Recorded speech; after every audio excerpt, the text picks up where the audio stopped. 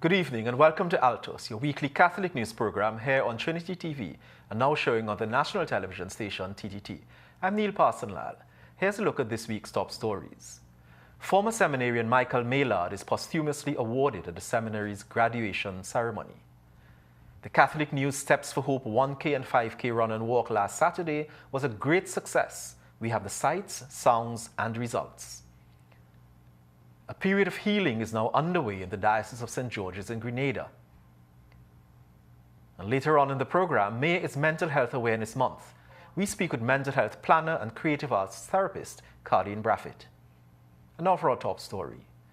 The closing Mass and graduation ceremony of the Seminary of St. John Vianney and the Uganda Martyrs took place at the seminary chapel on Saturday, May 11th. In his homily, Chief Celebrant Archbishop Charles Jason Gordon challenged the traditional perceptions of God and urged the congregation to embrace a more compassionate and loving understanding of the divine.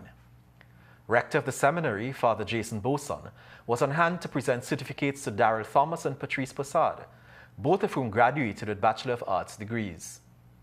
Other certificates were also distributed. Among those recognized was seminarian Michael Maillard, who died on April 23rd. His mother and brothers were present at the closing Mass. Father Boson thanked them for encouraging and supporting Michael to pursue his vocation to the priesthood. It was a joyous occasion at St. Dominic's RC School, Penal, as the doors opened to a new migrant learning center and child-friendly space called Ray of Hope on Thursday, May 9th. ALTOS reporter Kaylan Jordan shares this story with us. Welcome all of you. Bienvenidos a todos ustedes. Commissioned with the help of the Children's Ark, the Living Water Community, the Migrant Ministry, and the Penal Parish, the establishment of this learning center represents the Archdiocese of Port of Spain's long-standing commitment to migrants and refugees in Trinidad and Tobago. For many refugee children, the lack of educational opportunities has posed a significant challenge. However, with the inauguration of a Ray of Hope, that narrative is beginning to change. In 2018, something happened that no one expected. The number of Venezuelans coming to Trinidad exploded, literally, from a couple hundred a month to 1,200 and then more and more and more. And from then, the parishes were asked to do things. And this is an excellent example of what creative pastoral leadership can do when there is a challenge as beautiful as having so many people coming into your community who need help. The Archbishop emphasized that the celebration goes beyond the opening of a learning center. It's about upholding every child's fundamental right to education.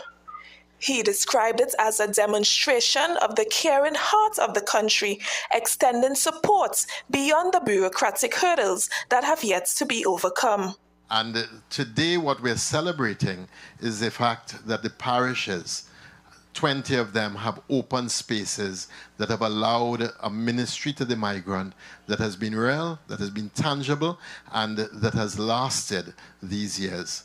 So that's a major, major blessing to the church, to the community, to the country, and to our Venezuelan brothers and sisters. I am Kaylan Jordan for Catholic News, ALTOS. An outstanding success is how inaugural Catholic News 5K and 1K run and walk is being described. The event brought together hundreds of running enthusiasts as well as parishioners from across the country on Saturday in a spirit of brotherhood and sharing, all to commemorate World Communications Day. Roger Sant has an overview for us.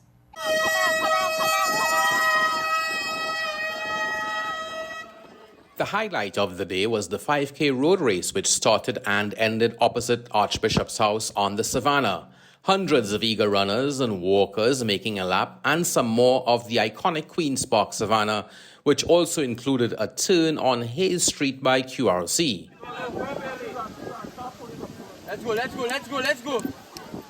Before the finish on a hot afternoon in Port of Spain.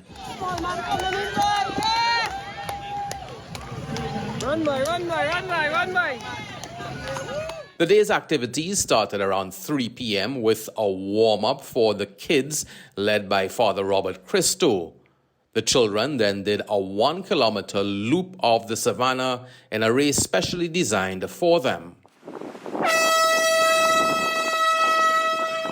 This was both competitive and fun as these parents strolled along with their children, and this youngster showing determination to finish. Father, we thank you for your wonderful love, and we thank you that we can be together today. We ask your blessings upon us, O God. Archbishop Gordon ensured that the day's activities and all participants were covered in prayer, and each registered finisher of the 1K and 5K got a lovely custom-designed Steps for Hope medal. After the race, there was lots to do as scores of sponsors were on hand to give out products and samples.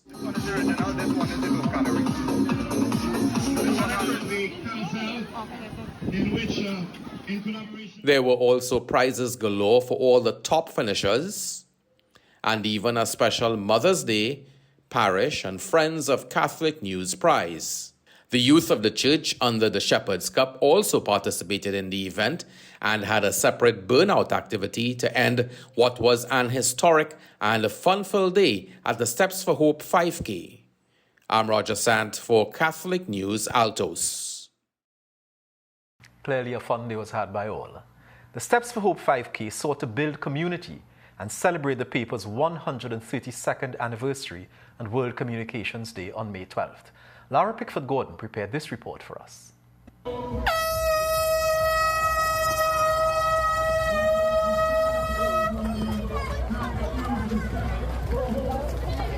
Hope was a theme chosen as Catholic Media Services Limited and the Catholic News journeys with Church towards the 2025 Ordinary Year of Jubilee, which is themed Pilgrims of Hope.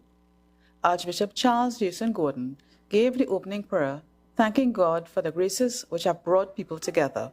We thank you that we can be together today. We ask your blessings upon us, O God, that as we have gathered, as we come to celebrate your love, that you give us every grace that we need. That together, as we run, walk, crawl, skip, whatever we do, that we would celebrate you and each other.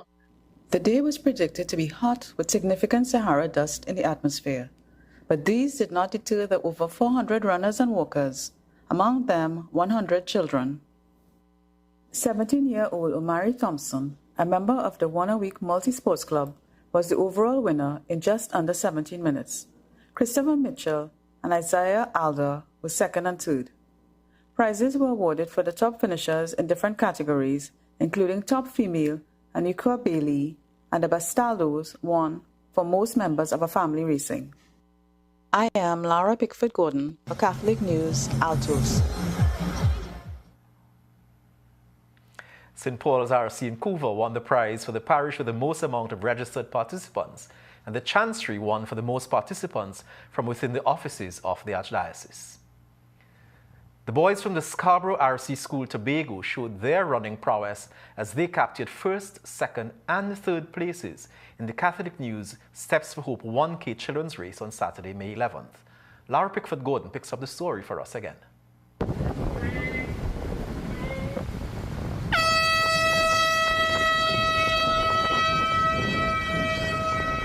About 100 children under 12 years, some accompanied by their parents and guardians, made the 1-kilometer loop in the Queen's Park Savannah. The experienced runners quickly took the lead.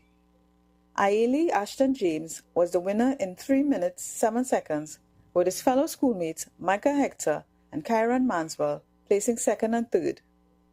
James thanked his support system. Gratitude for my coaches for pushing me into running. I thank for my parents for supporting me throughout this journey. And I just want to thank my family for supporting me. As the children crossed the finish line, there was joy and tired feet as they collected their medals. I am Laura Pickford-Gordon for Catholic News, ALTOS. The Steps for Hope race afternoon also included a Shepherd's Cup component, a competition organized by the Office of Youth Ministry. As the youngsters ran and did an aerobic burnout, Raymond Sims, Catholic News editor, provides us with the results.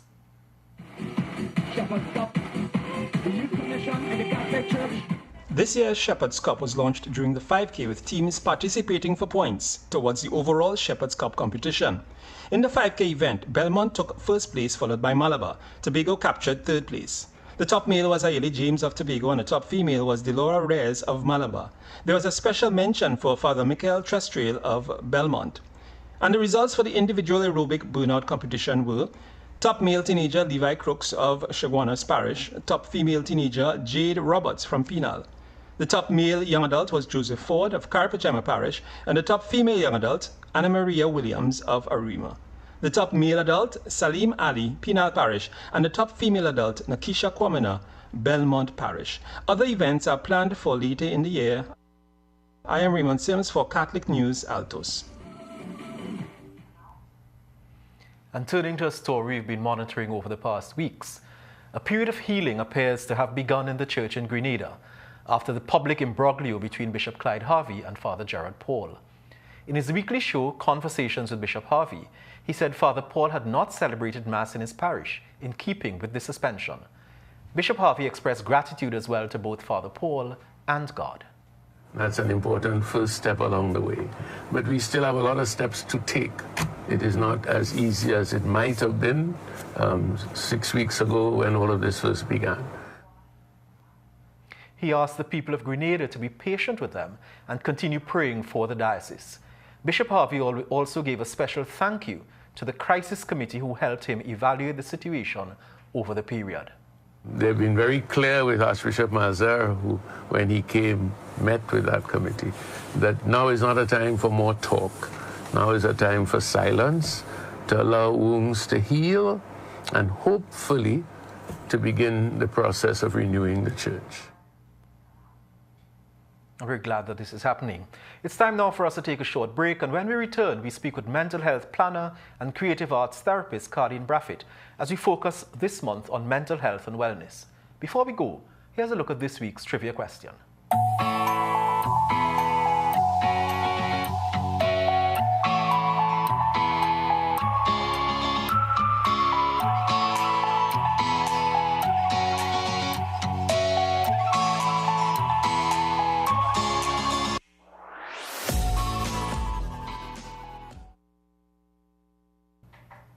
And thanks very much for staying with us.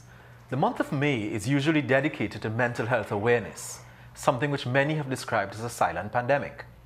While many focus on the very visible signs of mental illness, there is still a lot of unseen trauma and stigma associated with mental health and disease. We have with us on set today Cardine Braffett, a mental health planner and creative arts therapist, to help us shine a light on this area of darkness. Cardine, welcome to the set. Thank you so much for having me.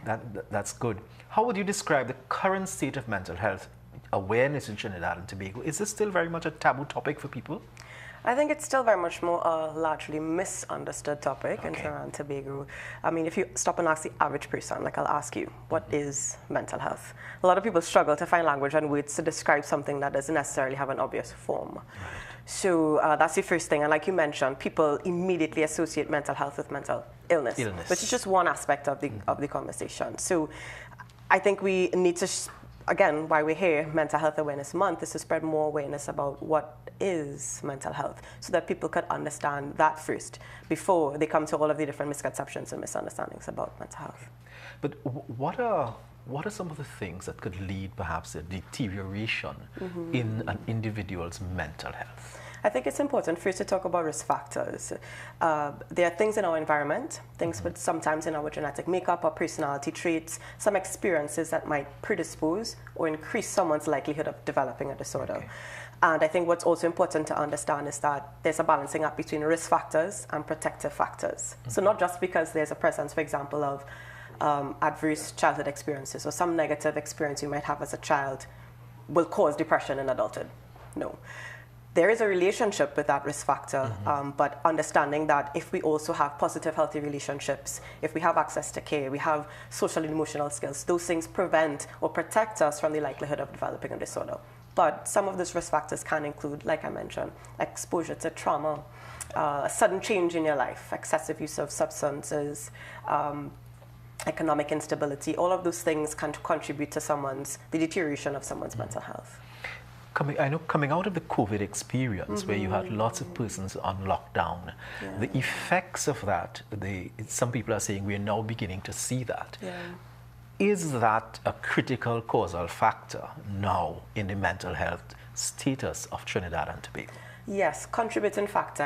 I prefer to use that word because again, we can't necessarily pin down what causes, because there's no single cause, and we can be in a similar situation but come out of it with a different result. Okay. So that's important to understand. But yes, we are seeing the impact of social isolation.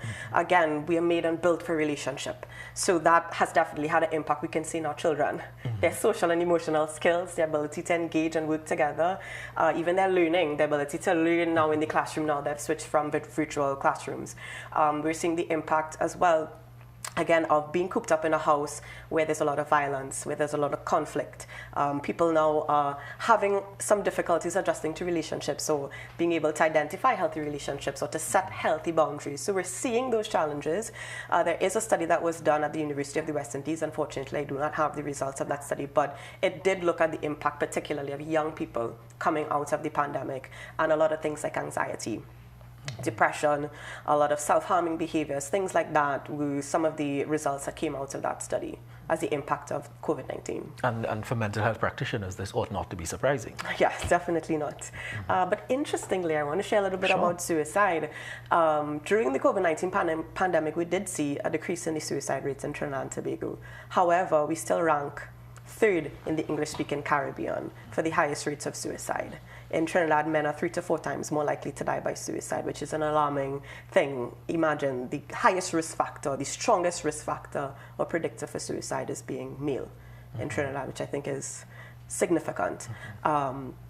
So we have a lot more work to do in that area to understand, well, what are some of the predisposing factors, or what are some of the things that contribute to men taking their lives, or men and women taking their lives in Trinidad. And in your practice, in the history of yourself working in mental health, are you seeing now more men coming forward and putting up their hands and saying, I need help? Because the statistic you just gave us there is frightening. It is, absolutely. I do think men are a little bit more open to express their frustration and dissatisfaction, particularly with their situation or with their lives. But I do think we still have a lot of work to understand, how do men understand themselves? How do men understand their health? Men are not necessarily excited to seek help. Help seeking is not something that is very common in men, and I mean, there's so many reasons why, so many cultural factors that may contribute to that, right? But I think we misunderstand men largely. And I think it's super important to empower men to speak up for themselves. In the helping profession, so it's largely dominated by women, largely dominated by females who want to help, want to serve, but still at the same time largely misunderstand men. So for me, the main point would be, men, hey, speak up, tell us, correct us, teach us, show us, so we can meet you halfway. But do you think the stigma of mental health, or the association, once you seek a therapist, well, then something must be wrong with you? Absolutely. Do you think that stigma is still very prevalent? Very prevalent, and I think it's now the onus on us, again, to come back to understand, how do men seek help? Or where do they go now? Is it the bar? Is it by the brethren? Is it on the block? Who do they talk to? How do they talk? And then we need to reconfigure how we present help. What does help look like for men? I think that's what we need to get to, so that we can meet them where they are. Yeah. And one of the places they are, not just men, but men and women, is in the workplace. Yes. Any studies, anything at all that would, what is the impact, what does mental health awareness look like in the workplace, and what can an employer do? That is a question I get very frequently working at the mental health unit. We don't have any policies in place at the moment to dictate or to guide workplace mental health, unfortunately. There's no national policy. So it's an area that requires more investigation, an area that requires more guidance. Employers, I think the first thing, they need to become more aware and more literate when it comes to mental health. What are some of the signs and symptoms? How can I better support an employee and myself at the workplace? Where do I go? Who do I turn to? Who can I call? How can I support that person? Is it just malingering? How do I know it's not just malingering? You know, so those are some of the things I would encourage a manager or a person in authority at the workplace to first understand those things. And what are the right things to say? What is helpful? And some companies, for instance, have EAP programs, employee assistance programs, and those tend to help. Yeah. From a policy perspective, then, you know, you say there's no national policy. What should we be looking at? What should we be doing? I think first we have to establish a culture of safety at the workplace. Okay. If I'm experiencing my own personal issues, I may have a mental health diagnosis, but I spend most of my time at the workplace and I don't feel safe to disclose that to my manager, or if I'm having a particularly stressful time, whatever, it could be deadlines, and I don't feel safe to confide in a colleague, or then how am I going to be able to function optimally? We have to think about what is in the best interest of this individual as a person, not just as an employee, as a worker. So it's establishing a culture of wellness at the work, and we don't need a policy to do that. That starts with the individual. It starts with the people in the space. So I think it's starting there. If I feel threatened, if I feel that, you know, my mental health, my mental wellness is at stake, what are some of the coping mechanisms I could use? I like to encourage people to think about it from both a bottom-up and a top-down approach. There's no cookie cutter, there's no one-size-fits-all when it comes to coping, and some coping techniques that you may have learned as an adolescent or a youth may no longer serve you as an adult, so that's important to note. And then I think we always have to have options, because not all coping techniques will serve us depending on the season of our life as well. So from the bottom-up, when our ability to cope is strained, we experience a lot of physiological changes in our bodies. So one of the ways to counteract those things is to engage our body. To one, bring those systems back to homeostasis, and then remove some of those stressful hormones and negative chemicals in our bodies. So exercise, or engaging in some kind of activity that inspires you or motivates you or stimulates those feel-good hormones and chemicals in your brain, that's super important. Stillness, so walking, going outside, just any kind of activity that makes you feel good, that motivates you, and again, that challenges the body. And then from the top-down approach, things like self-talk, things like prayer, meditation, introspection, so becoming a little bit more aware of yourself, your triggers, talking and seeking help. That's something that we don't talk much about, but seeking help is super important. Setting healthy boundaries in our relationships. Those are some coping techniques that we want to mix and use in different situations. And I know the Ministry of Health and even the Ministry of Social Development, they have some resources. There's a National Suicide Hotline, there's some others, and we really want to encourage people to make use of as many of those resources as possible. Absolutely. In terms of the mind, you know, it's difficult for some people to say to move away from I'm not mad. Yeah. Final words to parents with children in the school now, in the school system now, who might be struggling and who might think of them as having a mental health issue. What do we say to parents now? I would say to parents, firstly, I think, again, like I mentioned from the beginning, mental health is largely misunderstood. So one, get the information. So you'll be able to now make an informed opinion about what you may be seeing at the home or in the school. So seek support or seek guidance from either a licensed professional or from a teacher or somebody who you can trust to talk to about this particular situation. So again, mental health literacy is critical wherever you are and whatever sector you represent. So for parents, get the information, become more aware.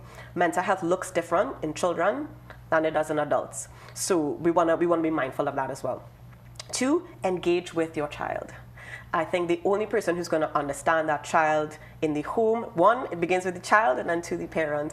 Forge a relationship. Notice the changes in your child's behavior. Notice those things. Don't demonize it, but just notice what's happening. If you realize that there's certain patterns that you're not sure about, then you seek guidance. We don't want to just diagnose and demonize and pathologize what's happening, because children are always growing, always shaping, always forming based on their environment, and this is a really critical time in their life. So we want to just notice, pay attention, and engage. Talk to your children.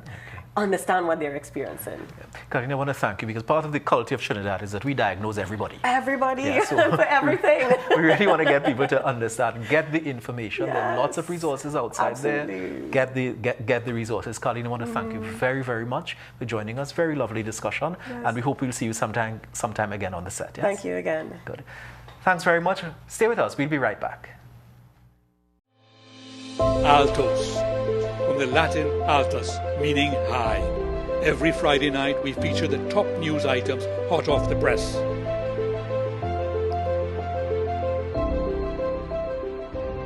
We are taking a leap of faith on Trinity TV. Jump in with us for this new and exciting experience. Thanks very much for staying with us. Here's a look at some upcoming events in the Archdiocese.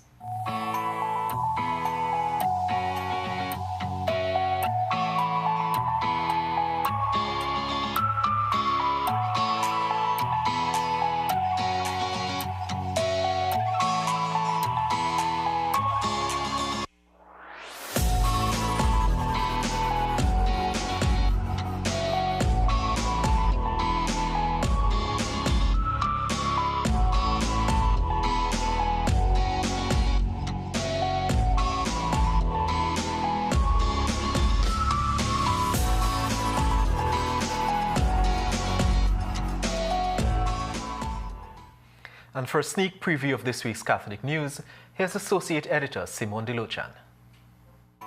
In this week's Catholic news, Vicar General Father Sergiu defends the evangelical churches and examines the good that they have done. And Dr. Marlene Atz looks at the negative impacts of having an angry, dissatisfied citizenry. I am Simone DeLochan, Associate Editor for the Catholic News. And that brings us to the end of this week's episode of ALTOS. Let us remember, please, that you can send correspondence or feedback to us at altos@catholictt.org. We end this week's program with some more of the 5K Steps for Hope. Have a good evening. See you next week. And remember, your mental health is just as important as your physical health. See you next week.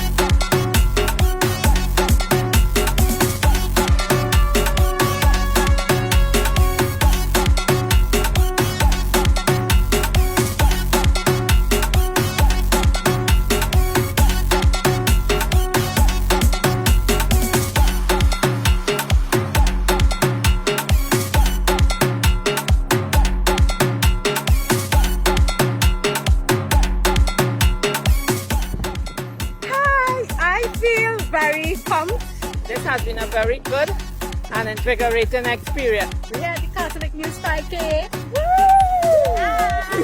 My name is Deanne Baxter. I'm supporting the Catholic News 5K this evening. I'm enjoying my walk. Nice evening. We are here at Catholic News 5K, having fun.